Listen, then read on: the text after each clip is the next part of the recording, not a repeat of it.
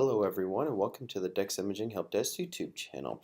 Today we're going to be going over how to replace the toner bottle and the waste toner in a Kyocera Task Alpha. So the first thing we're going to do is open the front panel to reveal the toner bottles. Now I actually have enabled this in service mode to be able to open because normally they will not.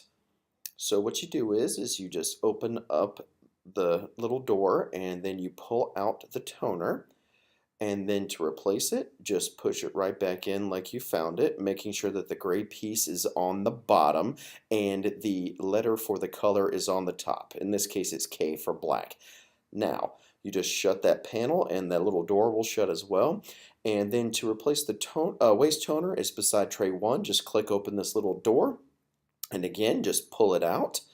And then to replace it, you're just going to push it right back in the way that you found it. Again, keeping the gray piece on the bottom, and then there should be like these little dots on the top indicating that it's the waste toner.